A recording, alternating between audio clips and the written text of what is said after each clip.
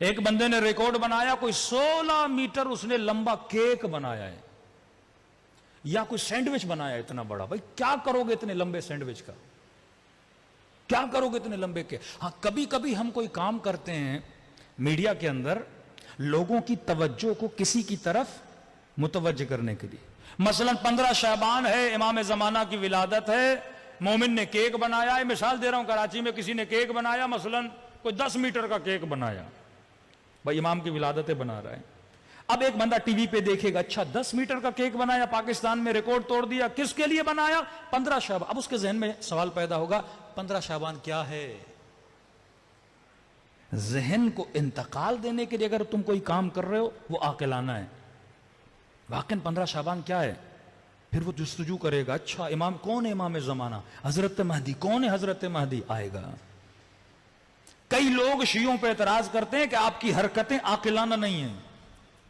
ان حرکتوں کا اکثر پہلو یہ ہوتا ہے کہ جب تو سوچتا ہے تجھے تعجب ہوتا ہے، پھر تمہارا ذہن حسین کی طرف جاتا ہے، متوجہ ہوتا ہے۔ بند ماتم کر رہا ہے، مار رہا ہے خود کو، بھائی کیوں مار رہے ہو؟ پریشان ہو جاتے ہیں، کیا ہوا ان کو، مار کیوں رہے ہیں؟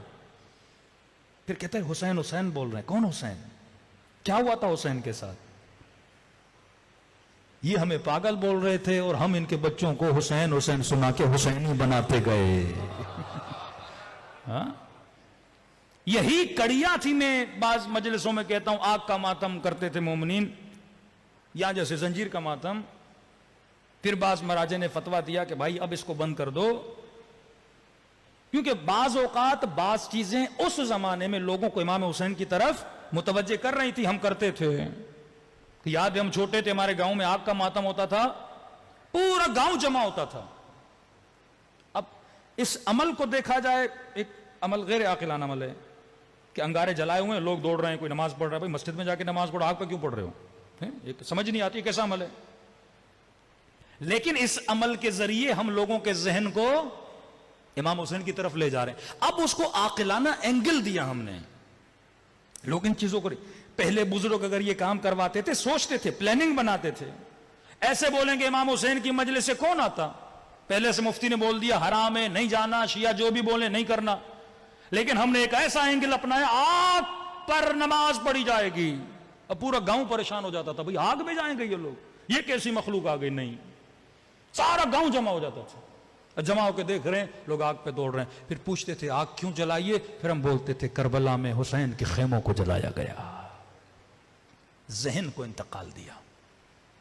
زنجیر کا ماتم، اس کی بھی یہی ایک کڑی تھی، ویسے کوئی آتا نہیں تھا۔ اب انہوں نے کہا کہ بھئی کچھ لوگ ہیں جو چھریاں اٹھا کے خود کو مار رہے ہیں۔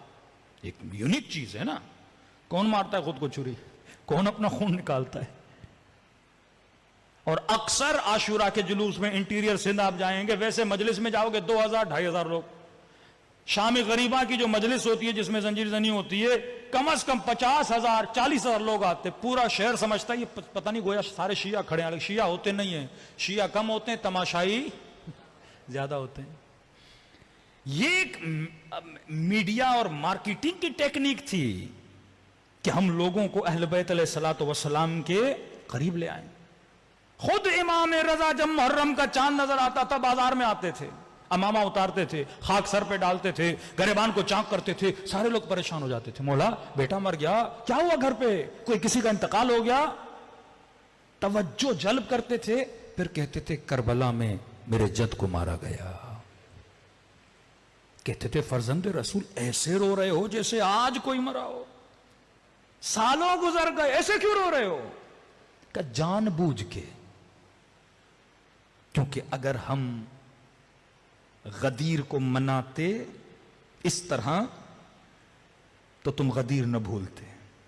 اب ہم کربلا تم چاہو بھی تو ہم تجھے حسین بھولنے نہیں دیں گے۔